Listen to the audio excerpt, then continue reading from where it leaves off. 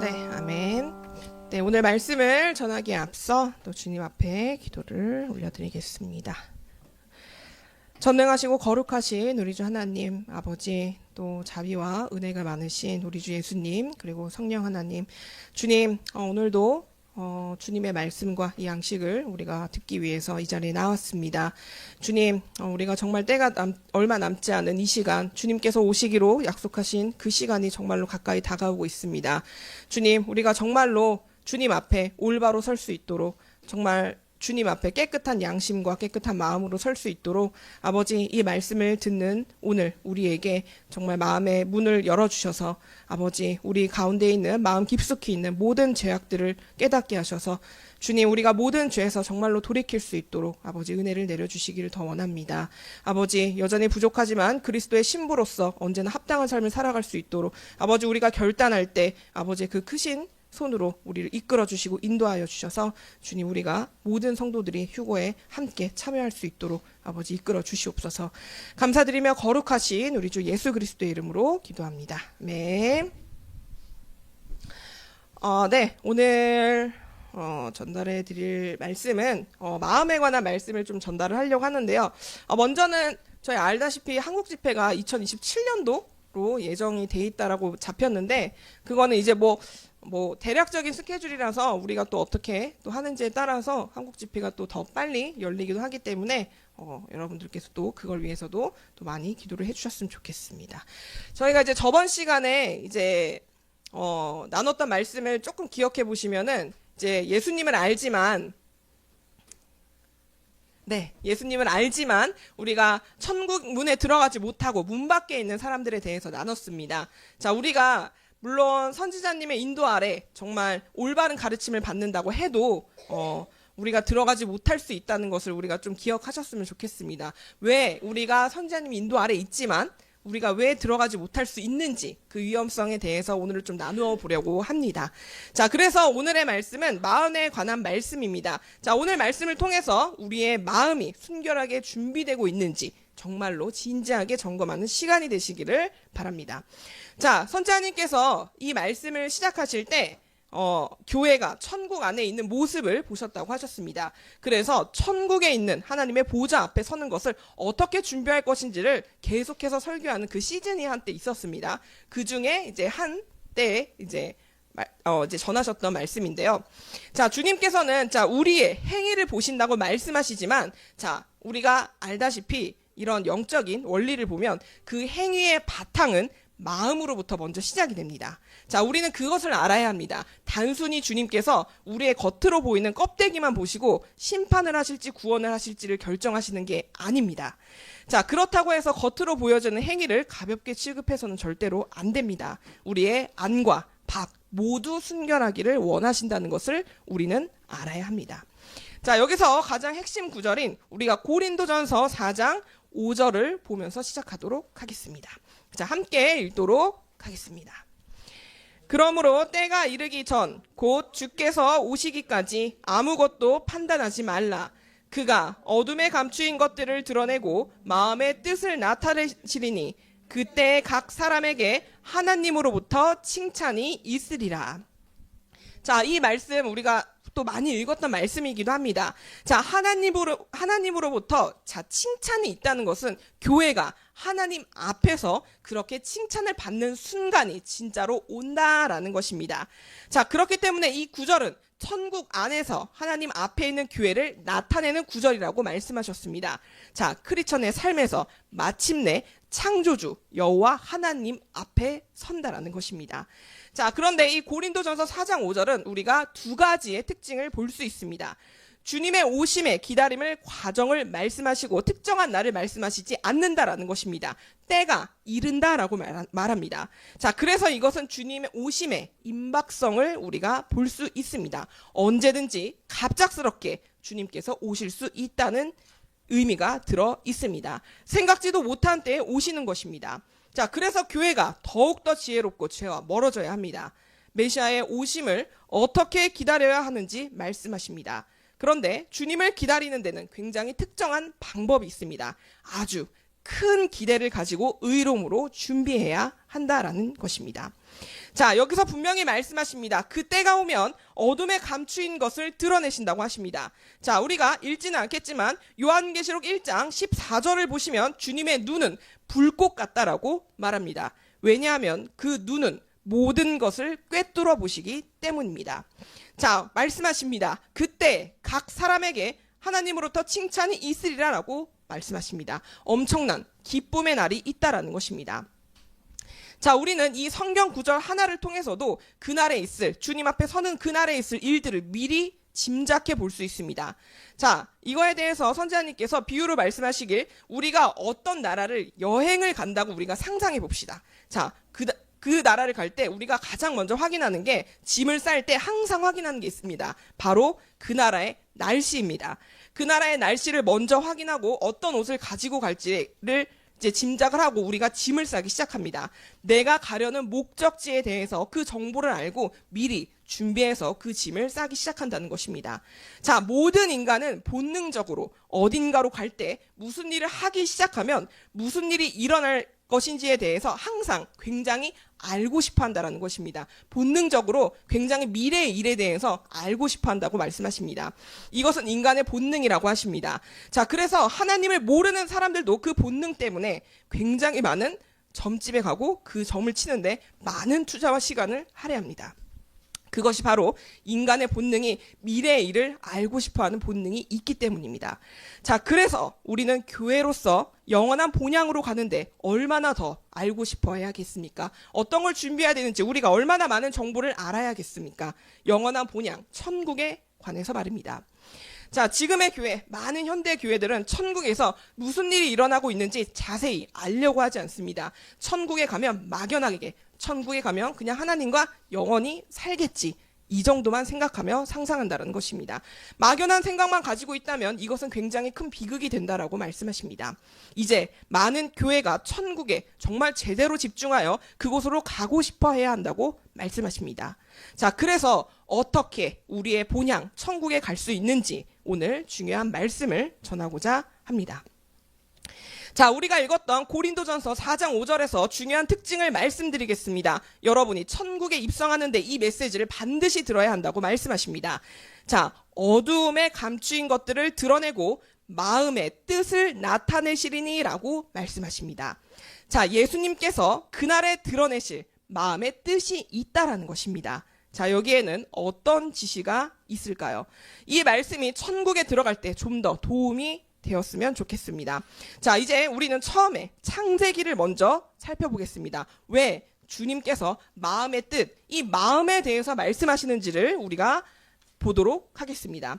자, 메시아께서 오실 때 마음을 보셔서 어둠에서 빛으로 드러내실 것입니다. 그리고 인간의 동기를 드러내신다고 말씀하십니다. 왜 감추인 동기를 왜 굳이 드러내려 하실까요? 자, 왜냐하면 마음의 뜻은 마음의 의도, 분명한 동기를 말씀하십니다. 자, 주님께서 이 문제에 대해 교회에 매우 중요한 것을 말씀하십니다. 우리가 어떤 일을 할 때마다 어떤 동기로, 어떤 계기를 가지고 하냐라고 묻는 것입니다.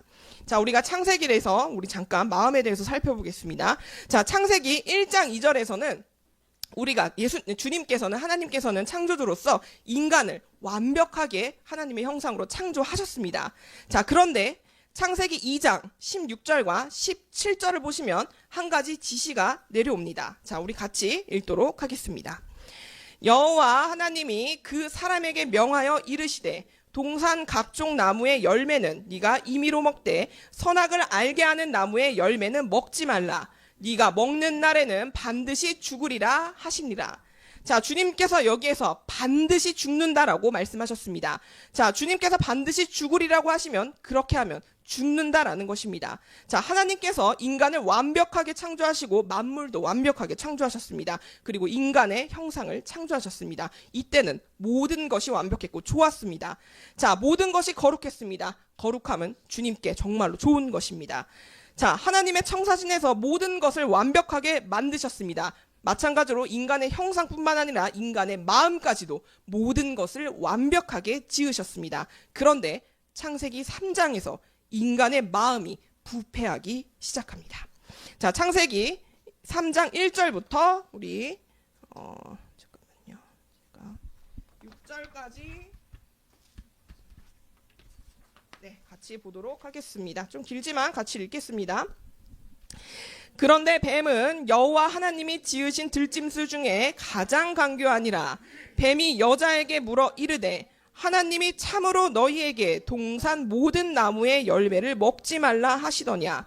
여자가 뱀에게 말하되 동산 나무의 열매를 우리가 먹을 수 있으나 동산 중앙에 있는 나무의 열매는 하나님의 말씀에 너희는 먹지도 말고 만지지도 말라. 너희가 죽을까 하노라 하셨느니라. 뱀이 여자에게 이르되 너희가 결코 죽지 아니하리라. 너희가 그것을 먹는 날에는 너희 눈이 밝아져 하나님과 같이 되어 선악을 알 줄 하나님이 아심이니라. 여자가 그 나무를 본즉 먹음직도 하고 보암직도 하고 지혜롭게 할 만큼 탐스럽기도 한 나무인지라.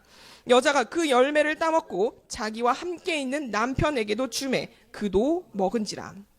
자, 여기서 하나님께서 창조하신 순결한 마음의 부패를 볼 수 있습니다. 이제 여자가 유혹에 넘어가기 시작합니다.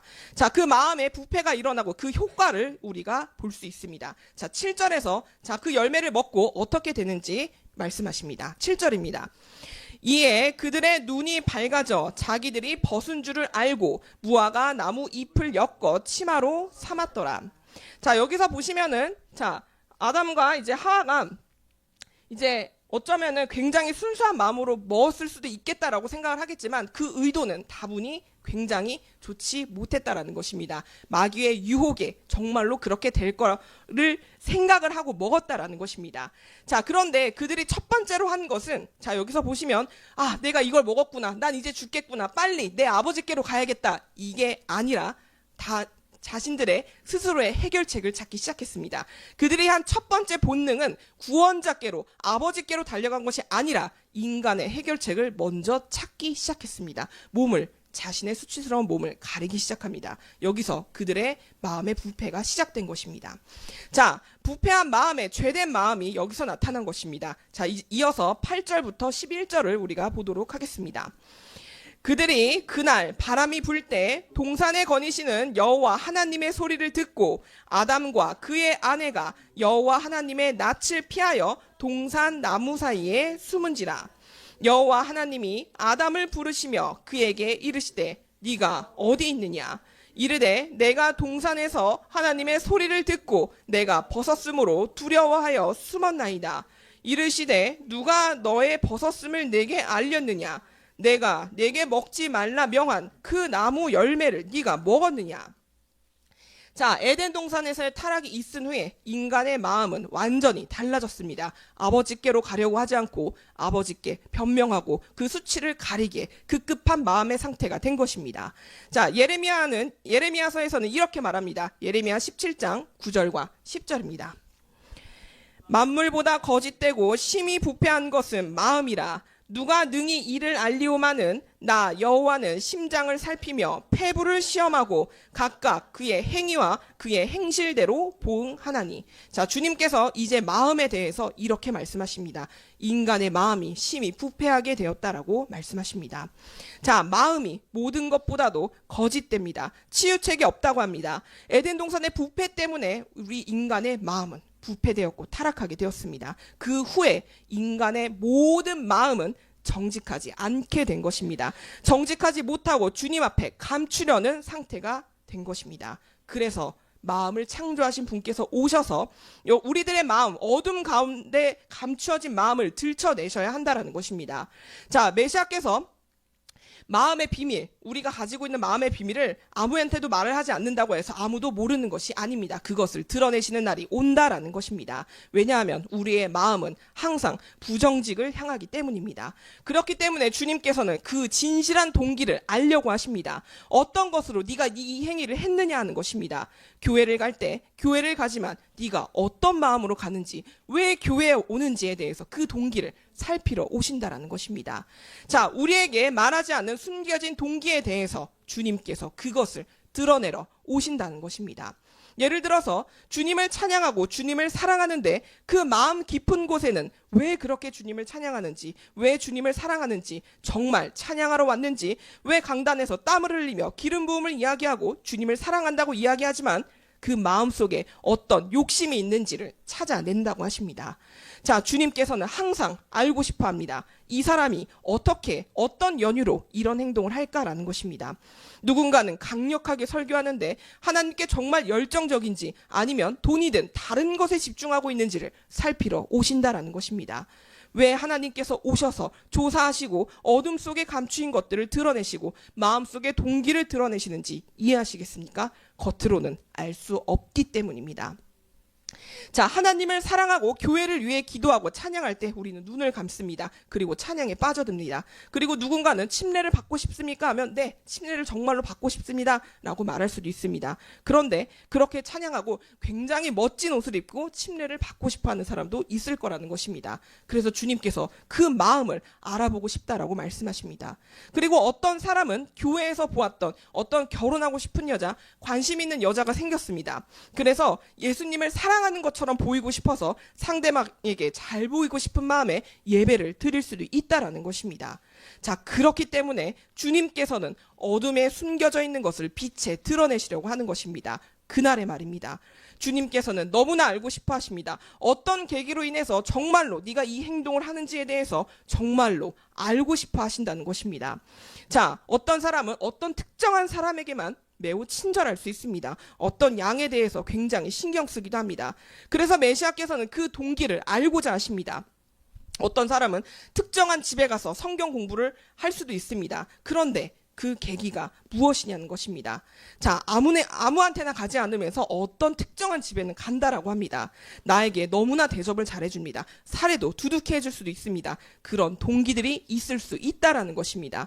그런 것들 때문에 메시아께서 그 마음을 드러내러 오신다라는 것입니다. 무엇이 그 행동을 하게 하는지, 하나님을 섬길 때 온전히 섬긴 게 맞는지 확인하신다는 것입니다. 주님께서 그날이 올 때, 그날이 오니 회개하고 길을 바꾸라고 이렇게 경고하십니다. 오늘 회개하고 바꾸어야 합니다. 그렇지 않으면 후회할 것입니다. 누군가는 매우 열정적이게 주님을 섬기고 싶다고 합니다. 어떤 사람은 직업을 찾다가 실패해서 할 것이 없어서 사역을 하려고 합니다. 십자가 보혈을 위해서 정말 섬기고 싶은 것인지, 아니면 직업을 구하지 못하고 변호사가 되려다가 되지 못해서 나의 안정을 위해서 재정적인 것을 얻고 싶어서 그렇게 하는지 주님께서 그 마음을 모조리 다 살피러 오신다라는 것입니다. 자, 이 삶에서 천국에서 어떤 일이 있을지를 알고 살아가야 합니다. 이런 일이 있다라는 것입니다. 자, 마음이 에덴 동산의 타락 이후로 정직하지 않게 되었습니다. 우리는 마음을 감출 수가 있습니다. 자, 그래서 사람들이 어떤 것을 할 때 그 사람이 어떤 이유로 하는지 정확한 이유를 우리는 알 수가 없습니다. 모릅니다. 그런데 그날이 오면 그 마음의 방을 주님께서는 꿰뚫어 보신다라는 것입니다. 거기서 그것을 발견하시면 감추인 동기를 빛으로 드러내십니다. 자, 어떤 사람은 갑자기 예수님을 사랑한다고 하고 손을 높이 들고 찬양할 수도 있습니다. 그런데 누군가의 시선을 신경 쓰고 있을 수도 있습니다. 그게 관심 있는 이성일 수도 있습니다. 자, 우리가 실제로 그 현대교회에 있는 그런 간증들을 보시면 그 결혼하신 분들이 결혼 상대에게 이제 되게 잘 보이려고 결혼을 교회를 안 가면 뭐 결혼을 안 할 거다 이렇게 해가지고 막 교회를 열심히 다니는 척해서 뭐 결혼을 했다. 그래서 나중에 뭐 신앙을 잘 믿게 됐다. 뭐 이런 간증들도 우리가 보기도 합니다. 그래서 이런 것들. 자, 그래서 주님께서 정말 그 행위에 대해서 너가 순수한 동기를 가지고 있는지에 대해서 정말로 물으시러 온다라는 것입니다. 자, 에덴 동산의 타락 이후에 인간의 마음은 항상 부정직했습니다. 숨겨진 동기가 있어서 사람들이 어떤 일을 왜 하는지 우리는 겉으로는 알 수 없습니다. 그래서 그날이 오면 메시아께서 그 깊은 곳을 보셔서 왜 그것을 했는지 보기를 원하신다고 말씀하십니다. 숨겨진 마음의 동기를 드러내십니다. 왜 그렇게 하기를 원하실까요? 창세기 6장 5절에서 우리는 보았습니다. 이건 제가 읽겠습니다. 같이 읽겠습니다. 여호와께서 사람의 죄악이 세상에 가득함과 그의 마음으로 생각하는 모든 계획이 항상 악할 뿐임을 보시고, 자, 여기에서 정답이 나옵니다. 인간이 생각하는, 그의 마음으로 생각하는 모든 계획이 항상 악하다는 것을 주님께서 보셨습니다. 왜 예수님께서 그날 마음의 모든 어두운 것들을 들춰내시는 그날에 관심을 가지는지 아시겠습니까? 마음을 드러내기를 원하십니다. 어두운 곳에 있는 숨겨진 동기를 말입니다. 겉으로 말하는 것과는 별개로 말입니다. 왜 예수님께서 그날 마음의 모든 것을 드러내시기를 원하실까요? 교회에 가는 동기가 무엇입니까? 우리가 목사부터 시작할 수 있습니다. 교회로 달려가는 이유가 무엇입니까? 정말로 예수님을 섬기기 위함입니까? 축복이 필요해서입니까? 인간관계 때문입니까? 어떤 것도 그날에 주님 앞에서 감출 수 없습니다. 크리스천으로서 항상 교회에 가는 이유가 무엇입니까? 자신의 사회적 지위를 높이기 위해서일까요? 교회에 가면 사람들이 다 자신을 쳐다봅니다. 그 목적이 무엇입니까? 그날이 오면 예수님께서 모든 것을 드러내신다고 말씀하십니다. 하나님을 섬기는 것에 숨겨진 동기가 무엇입니까? 어떤 목사에게 잘 보이고 싶어하는 그 동기 말입니다. 예수님께서 그런 것들을 알기를 원하십니다. 동기가 무엇입니까? 목사로서 어떤 목사의 교제에 참여하는 목적은 무엇입니까? 자신의 교회를 자랑하고 싶습니까? 영향력 있는 사람들, 큰 빌딩, 정부 지도자가 항상 오는 교회, 그런 교회를 자랑하려고 모이는 것입니까? 그래서 동료 목사들이 볼 때, 저 사람은 정말로 저기에는 정말로 하나님이 계시다, 이런 인정을 받고 싶은 것입니까? 그런데 그 마음의 동기 정말로 무엇입니까? 메시아의 오심을 위해서입니까? 아니면 다른 것 때문입니까? 동기가 무엇입니까? 그날 예수님께서 이것을 정말로 알기를 원하신다라는 것입니다. 자, 주님께서 마음에 관심을 가지시는 이유는 우리가 마가복음 7절을 볼 수 있습니다. 자, 예수님께서 직접 하신 말씀입니다. 이러한 이유들 때문입니다. 마가복음 7장 20절부터 23절까지 같이 읽도록 하겠습니다. 또 이르시되 사람에게서 나오는 그것이 사람을 더럽게 하느니라. 속에서 곧 사람의 마음에서 나오는 것은 악한 생각과 곧 음란과 도둑질과 살인과 간음과 탐욕과 악독과 속임과 음탕과 질투와 비방과 교만과 우매함이니 이 모든 악한 것이 다 속에서 나와서 사람을 더럽게 하느니라. 자, 여러분, 이게 어디서 나온다고 말씀하십니까? 밖에서부터 오는 게 아니라 내 마음에서부터 이 모든 악들이 시작된다고 말씀하십니다. 그것이 우리를 더럽힌다라고 말씀하십니다. 그렇기 때문에 마음이 정말로 중요합니다. 우리를 더럽힐 수 있는 유일한 곳, 그곳이 바로 마음이라는 것입니다. 자, 고린도전서 4장 5절에서 이 구절에서는 주님께서 그날에 마음에 감추인 동기를 드러내신다고 하셨습니다. 인간의 마음의 더러움 때문에 예수님께서 그래서 그 마음 때문에 인간을 살리시고자 죽으신 것입니다. 인간의 마음을 깨끗게 하고자 그 마음을 위해서 죽으셨다라는 것입니다. 갈보리에서 죽으셨습니다. 자, 누군가가 예수님을 영접하면 우리는 입으로만 영접하지 않습니다. 마음으로도 영접해야 합니다. 그리고 그 안의 것들이 바뀌게 되는 것입니다. 그래서 우리가 방금 읽었던 마가복음 7장 20절부터 23절에 이 더러운 것들이 씻겨지게 되는 원리가 생기는 것입니다. 그래서 예수님을 영접하고 예수님의 구원이 이러한 것들을 깨끗하게 했는지, 정말로 마음속에 이러한 것들이 있는지 없는지를 확인하러 온다라는 것입니다. 사람이 구원으로 바꾸는 것은 그 안의 것을 바꾸는 것입니다. 그러나 우리가 살펴보았다시피 마음은 매우 거짓되었기 때문에 정말로 거듭났는지 점검해야 한다라는 것입니다. 예수님의 보혈이 정말로 여러분의 마음을 씻었습니까? 주님을 사랑하고 찬양하면서 기쁘지만 정말로 하나님을 사랑하는 것입니까? 아니면 마음에 다른 무언가가 있는 것입니까? 어떤 새로운 옷을 사거나 자랑할 것이 있으면 교회에 빨리 갈 수도 있습니다. 그런 것에 마음의 동기가 무엇입니까? 왜 11조를 내나요? 무엇을 원해서 11조를 내십니까?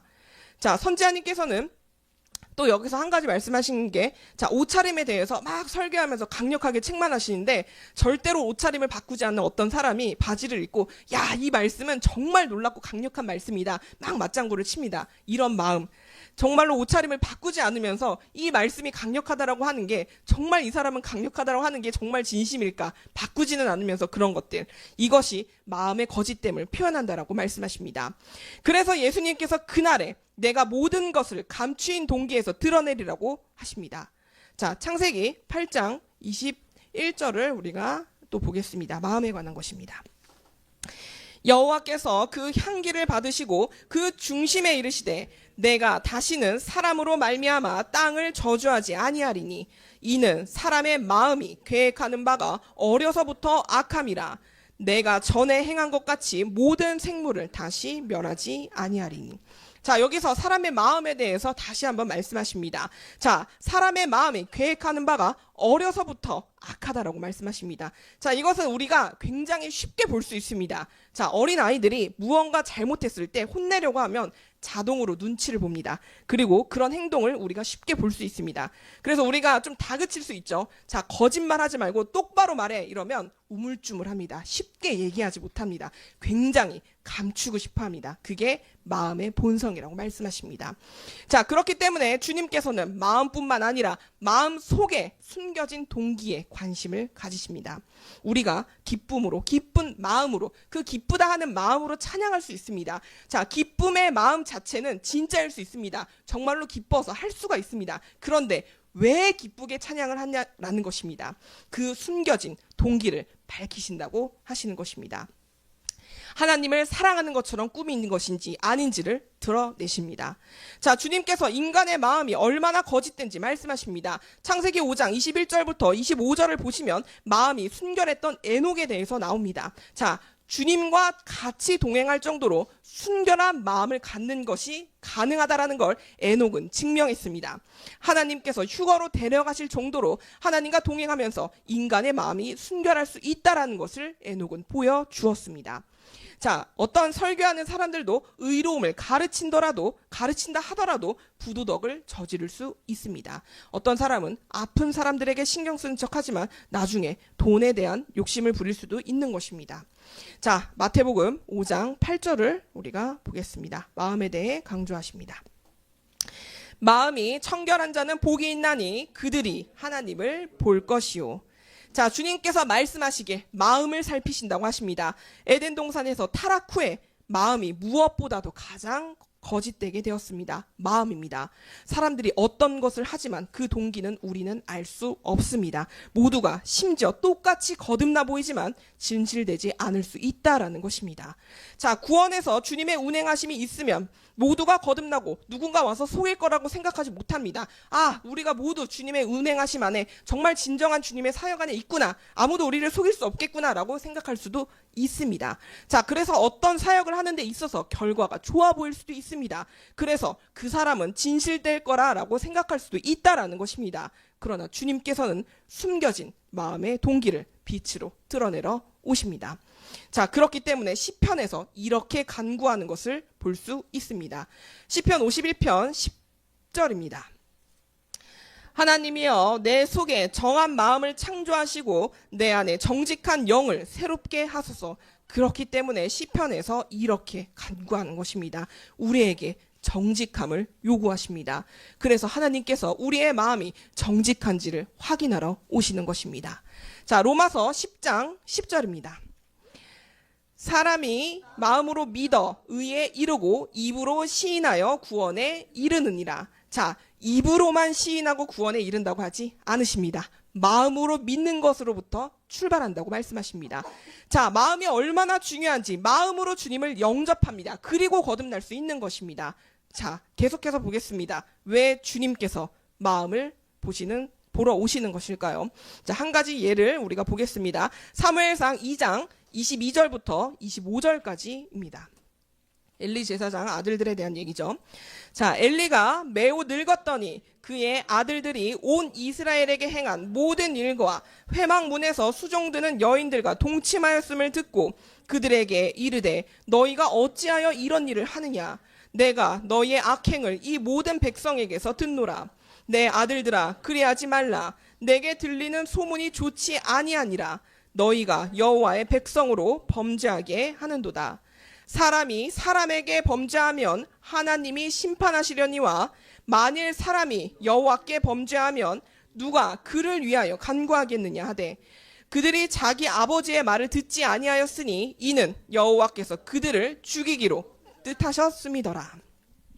자, 왜 이런 비극이 일어났을까요? 우리는 창세기 6장 5절에서 보았습니다. 이건 제가 읽겠습니다.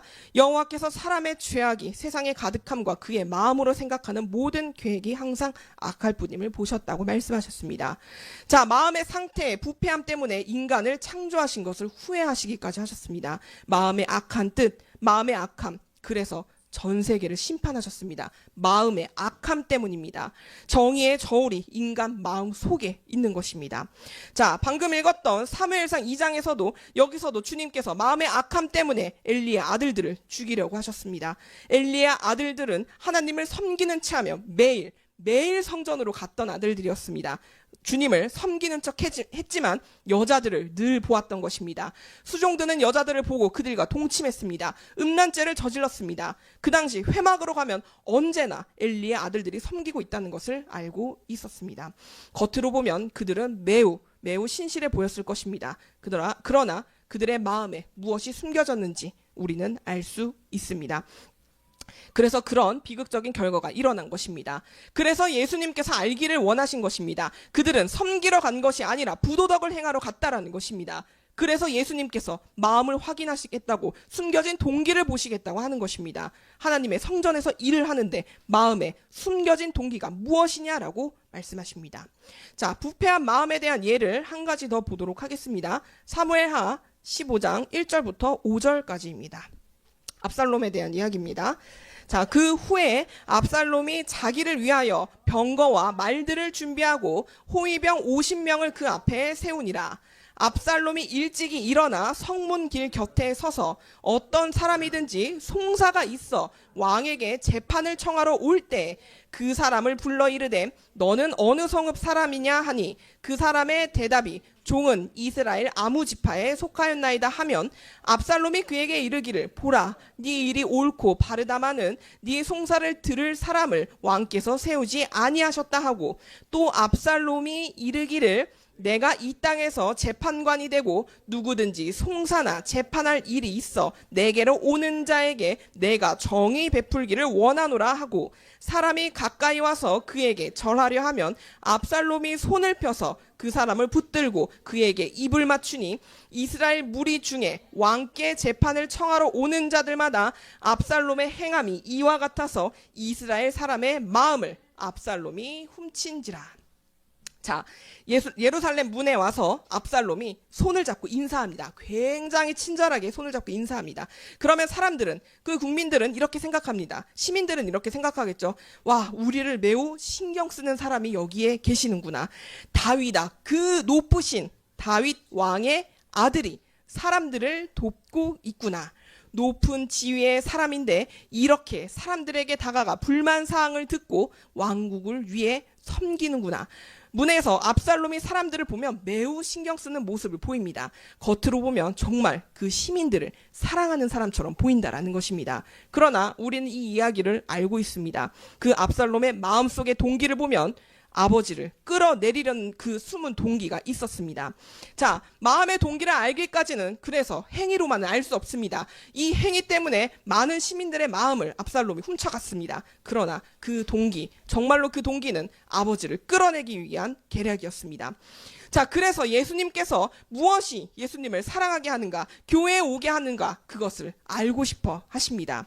엘리의 아들들이 성전에서 언제나 항상 섬겼습니다. 와, 하나님을 정말 매일매일 섬겼습니다. 그러나 그들의 마음의 동기는 매우 부도덕했습니다.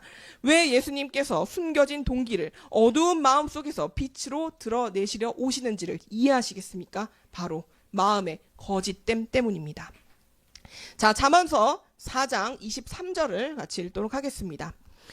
모든 지킬 만한 것 중에 더욱 내 마음을 지키라. 생명의 근원이 이에서 남이니라. 자, 주님으로부터 누가 무엇을 숨길 수 있습니까? 주님의 복음은 타는 불입니다. 거룩함과 부패하지 않음, 썩지 않음의 기둥을 가지고 있습니다. 그렇기 때문에 우리에게 마음을 지키라고 말씀하십니다. 그래서 예수님께서 너가 하는 이 행동, 왜 이런 것들을 하느냐라고 알고 싶어 하신다라는 것입니다. 자, 예레미야서 31장 우리가 33절을 보겠습니다. 마음의 색이라고 하신 말씀입니다. 그러나 그날 후에 내가 이스라엘 집과 맺을 언약은 이러하니 곧 내가 나의 법을 그들 속에 두며 그들의 마음에 기록하여 나는 그들의 하나님이 되고 그들은 내 백성이 될 것이라. 여호와의 말씀이니라. 자, 주님께서는 언제나 마음의 색이라고 말씀하십니다.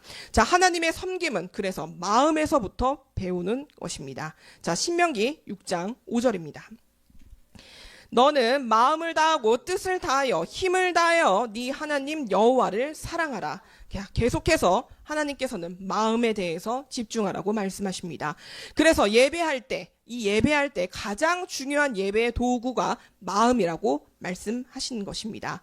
자, 마가복음 7장 20절에서 23절에 있는 그 마음에 더럽고 추악한 것들, 마음에 부패한 것들이 보혈로 씻겨서 예배의 도구가 되어야 한다고 말씀하십니다. 그것이 정말로 깨끗하게 씻겨 있는지 오셔서 확인하기를 원하신다라는 것입니다. 자, 우리는 이것을 알면 마음을 바꾸기 시작해야 합니다. 주님 앞에 회개하고 마음의 구원을 찾아야 한다라는 것입니다.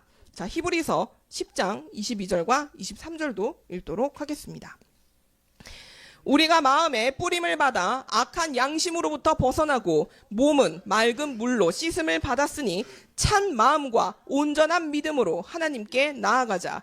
또 약속하신 이는 미쁘시니 우리가 믿는 도리의 소망을 움직이지 말며 굳게 잡고 라고 말씀하십니다.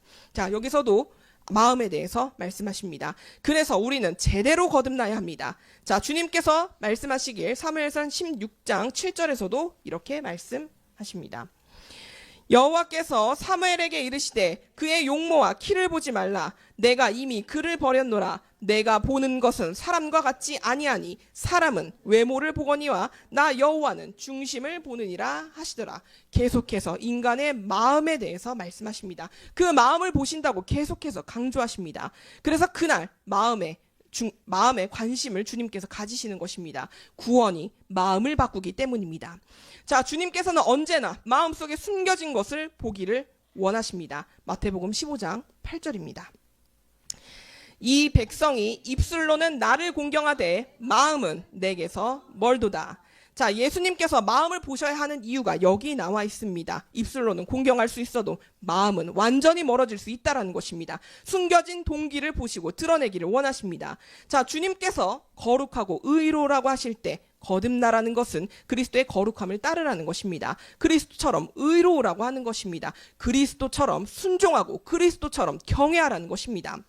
자, 그러나 지금의 교회가 주님께서 중요하게 생각하시는 거룩함, 회개 이런 것을 마음에 두지 않습니다. 그들의 몸은 교회에 있지만 마음은 멀리 있기 때문에 이런 것을 마음에 두지 않는다라는 것입니다. 자, 이어서 9절을 같이 읽도록 하겠습니다.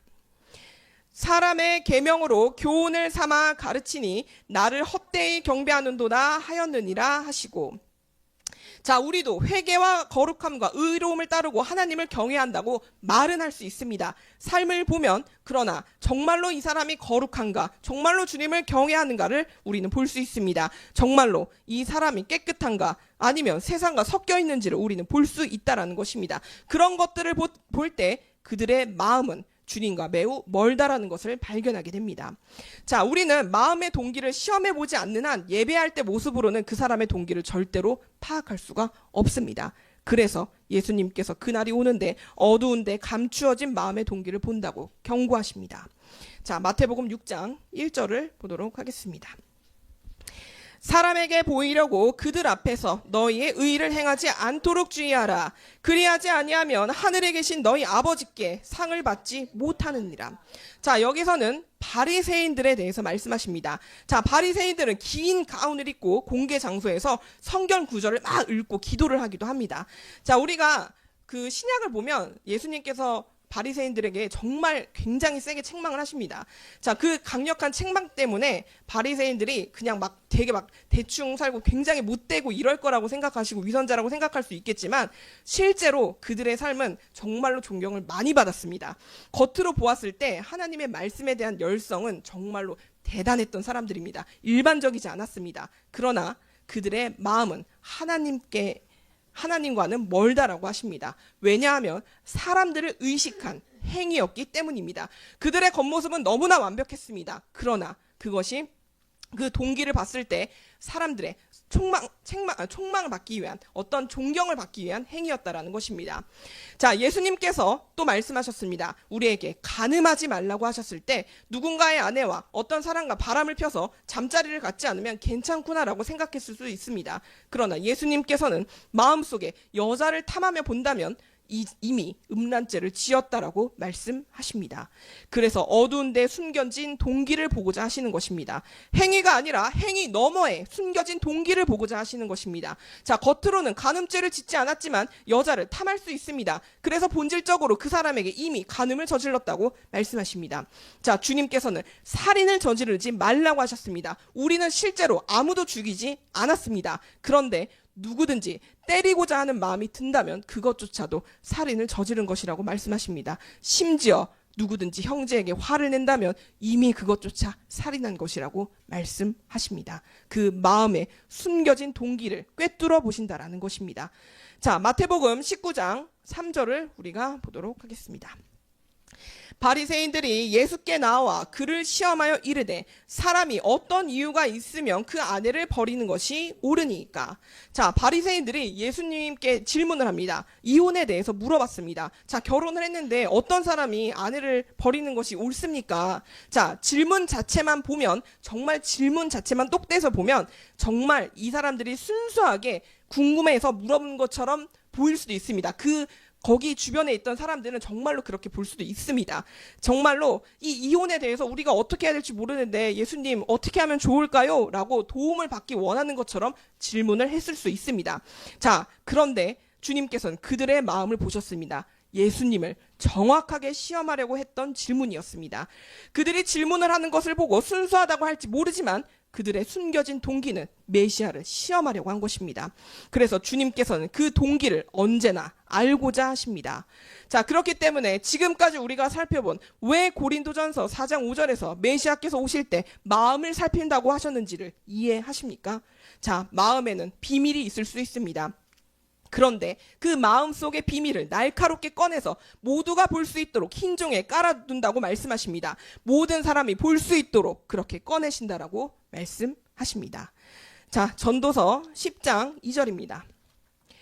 지혜자의 마음은 오른쪽에 있고 우매자의 마음은 왼쪽에 있느니라. 여기서도 마음에 대해서 말씀하십니다. 자, 옳은 마음은 하나님 쪽으로 기웁니다. 하나님 경외로 기웁니다. 의로움으로 기울고 거룩함으로 기웁니다. 의로운 마음이 거룩함으로 기운다는 것입니다. 이것이 지혜로운 자의 마음입니다. 항상 거룩함으로 그 마음이 기울어집니다. 거룩함으로 기웁니다. 하나님 경외로 기운다라는 것입니다. 그런데 어리석은 자의 마음은 악함, 죄, 불경건함으로 기운다라고 하십니다. 왼쪽으로 기운다라는 것은 죄를 뜻합니다. 불경건한 죄, 악함. 주님께서 그렇기 때문에 마음을 변화시키라고 하십니다. 어느 쪽에 마음이 기울었는지를 물어보고 계십니다. 마찬가지로 우리가 눈으로 보는 TV, 미디어, 광고 등을 통해서도 우리가 어느 쪽으로 마음이 기우는지를 보신다라고 말씀하십니다. 이런 모든 매체들을 통해서 우리의 마음에 많은 것들이 들어옵니다. TV나 인터넷, 마귀가 마음을 동하게 하려고 영향을 주려고 계속해서 우리의 마음에 침투한다는 것입니다. 모든 것은 마음에 관한 것입니다. 마귀가 마음에 모든 것을 쏟아붓고 있습니다. 드라마, 영화, 유튜브 콘텐츠, 동성애 생방송 이런 모든 것들이 나옵니다. 그리고 그것을 무방비 상태로 아이들도 보게 되는 것입니다.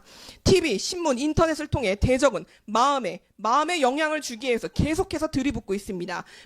인간의 마음에 영향을 주려는 것입니다. 그렇기 때문에 주님께서 외치십니다. 너희들의 마음에 무엇이 있는가? 그날 주님께서 숨겨진 동기를 드러내신다는 것을 알고 있느냐 하는 것입니다.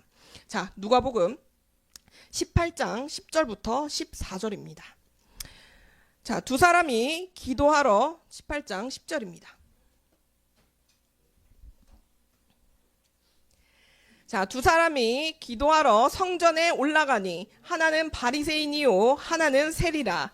바리새인은 서서 따로 기도하여 이르되 하나님이여 나는 다른 사람들 곧 토색, 불의, 간음을 하는 자들과 같지 아니하고 이 세리와도 같지 아니함을 감사하나이다.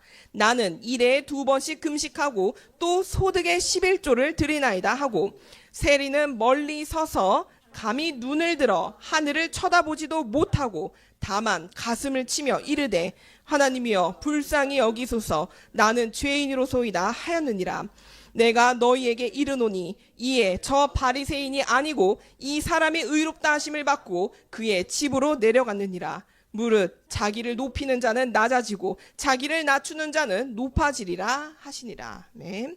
자, 이것을 보면 겉으로만 봤을 때는 당연히 바리새인이 천국에 갈 사람처럼 보입니다. 자, 그의 삶은 일반적인 사람들이 따라하기 어려운 매우 모범적인 삶이었습니다. 정말 저렇게 자신감 있게 나는 저들과 같지 않습니다라고 얘기한다는 것은 정말로 그 삶을 너무나 넘치는 자신감으로 살았다라는 것입니다. 자, 바리새인들은 서서 하나님, 저는 저 세리와 같지 않습니다라고 얘기합니다. 저는 악한 자와 같지 않고 2번 금식하고 11조도 냅니다. 여기서 만약 주님께서 마음의 동기를 살피지 않으신다면 당연히 바리새인들이 천국에 간다고 생각할 수 있습니다. 그러나 예수님께서 말씀하시길 세리는 하늘을 보지도 못하고 기도합니다. 그리고 세리가 천국에 갔다고 말씀하십니다. 의롭다 하심을 얻고 천국에 갔습니다. 자, 겉으로 보여지는 것, 그 행위 자체는 바리새인은 흠잡을 만한 것이 없었지만 그 문제는 마음이었습니다. 자, 그런데 동기가 나쁘다고 해서 저 겉의 행위도 나쁜 건 아닙니다. 오해하시면 안 됩니다. 자, 이 구절 때문에 마음만 본다고 생각해서 죄를 합리화하는 잘못된 가르침이 있기도 합니다. 절대로 그렇게 생각하시면 안 됩니다.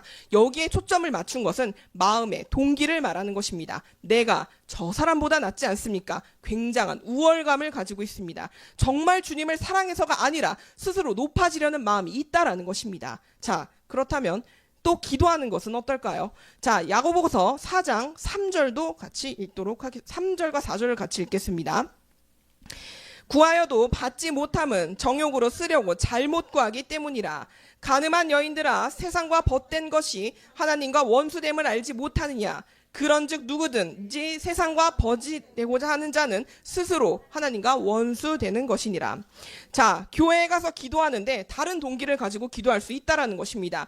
누군가는 어떤 사람이 불행하기를 바라는 마음으로 기도하기도 합니다. 기도를 할 때 받지 못하는 것은 그 동기가 옳지 않기 때문입니다. 마음의 동기가 잘못되었기 때문입니다. 왜냐하면 이 세상이 그들의 마음에 잘못된 동기, 악함을 집어넣었기 때문입니다. 자, 그리고 또 다른 것은 빌립보서 1장 15절부터 17절까지입니다. 이것도 아주 흥미로운 굉장히 장면이긴 한데요. 자, 사도 바울에 대한 말씀이, 사도 바울이 책망한다기보다는 어떤 상황에 대해서 말을 합니다. 빌립보서 1장 15절부터 17절입니다. 자, 어떤 이들은 투기와 분쟁으로, 어떤 이들은 착한 뜻으로 그리스도를 전파하나니 이들은 내가 복음을 변증하기 위하여 세우심을 받은 줄 알고 사랑으로 하나 그들은 나의 매임에 괴로움을 더하게 할 줄로 생각하여 순수하지 못하게 다툼으로 그리스도를 전파하느니라. 자, 여기서 보시면 복음을 전하는 모습은 똑같습니다. 열정적으로 복음을 전하는 모습은 너무나 똑같습니다. 그런데 동기가 완전히 다릅니다. 자, 이거를 조금 더 좀 편안하게 읽을 수 있도록 저희가 표준 세번역을 다시 한번 읽어봤으면 좋겠습니다. 다시 읽겠습니다. 그리스도를 전파하면서도 어떤 사람들은 시기하거나 다투는 마음으로 하고 어떤 사람들은 좋은 뜻으로 합니다. 좋은 뜻으로 하는 사람들은 내가 복음을 변호하기 위해 세우심을 받은 줄 알고 사랑으로 그리스도를 전파하지만 시기하거나 다투는 마음으로 하는 사람들은 나의 감옥 생활에 괴로움을 더하게 하려는 생각을 품고 다투는 마음으로 순수하지 못한 동기에서 그리스도를 전파합니다. 자, 놀랍지 않습니까? 예수님을 전하는데 이런 마음을 가지고도 전하는 사람들이 있다라는 것입니다. 자, 어떤 번역본에서는 유명한 전도자라는 명성을 위해서 그런다라고도 말합니다. 정말로 질투심, 시기심으로 그리스도를 전파하는 사람들이 있었다라는 것입니다. 자, 사도 바울을 괴롭게 하기 위해서 속상하게 하려고 열심히 전했다고 합니다. 너는 감옥에 있지만 나는 이렇게 열심히 대단하게 전한다라는 걸 알리려고 했다라는 것입니다. 물론 그 뒤에 사도 바울은 복음이 이렇게 전해지든 저렇게 전해지든 전파가 되어서 나는 기쁘다라고 겸손하게 말을 했습니다. 자, 이렇듯 모든 부분에서 어떤 사람들은 강단에 와서 잘못된 동기를 가지고 설교할 수 있다라는 것입니다. 이기적인 야망을 가질 수도 있습니다. 순수하지 않은 숨겨진 동기를 보지 않으면 저 사람이 설교하는 것이 겉으로는 정말로 옳게 보일 수 있다라는 것입니다. 자, 그 사람이 거룩하게 보일지 모르지만 충격적인 것은 그날 주님께서 저 사람은 내가 모른다고 하시는 때가 있다라는 것입니다. 자, 그것으로 인해서 예수님께서 마음속의 동기를 보시는 것입니다. 자, 데살로니가전서 2장 3절부터 7절까지를 우리가 보도록 하겠습니다. 자, 우리의 권면은 간사함이나 부정에서 난 것이 아니요 속임수로 하는 것도 아니라 오직 하나님께 옳게 여기심을 입어 복음을 위탁받았으니 우리가 이와 같이 말함은 사람을 기쁘게 하려 함이 아니요 오직 우리의 마음을 감찰하시는 하나님을 기쁘시게 하려 함이라. 너희도 알거니와 우리가 아무 때에도 아첨하는 말이나 탐심의 탈을 쓰지 아니한 것을 하나님이 증언하시느니라.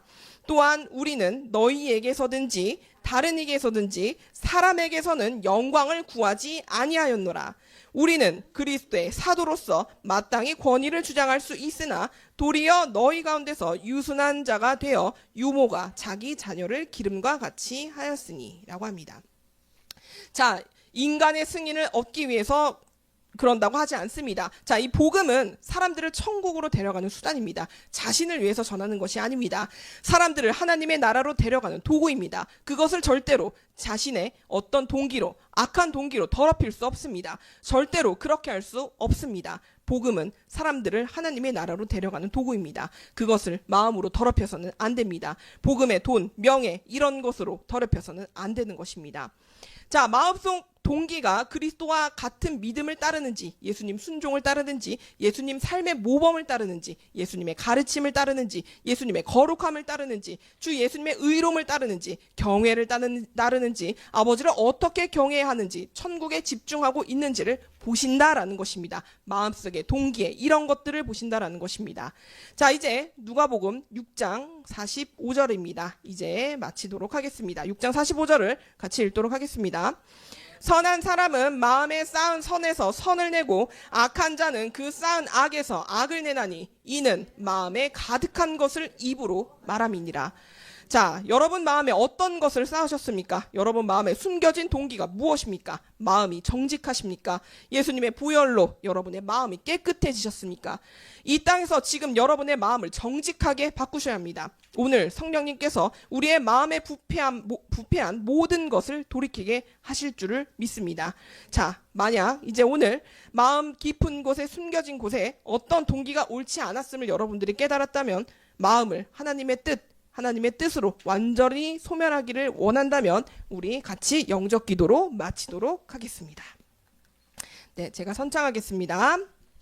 자, 전능하신 주 예수님, 오늘 제 마음을 완전히 주님께 바칩니다. 제 마음에 주 예수님을 구세주로 영접합니다. 주 예수님께 간구하오니 저의 모든 죄를 용서하여 주시고 제 마음속에 옳지 않은 숨겨진 동기를 예수님의 보혈로 씻어주시옵소서. 그리고 하나님의 뜻을 제 삶 위에 세우시고 그리스도와 같은 하나님의 동기를 제 마음에 주소서. 그래서 제 마음이 천국으로 가도록 제 마음속의 동기가 거룩하고 의롭고 하나님을 경외하며 천국에 집중하도록 하소서. 전능하신 예수님의 이름으로 오늘 저는 거듭났습니다. 아멘. 주님께 영광. 네, 오늘 상복회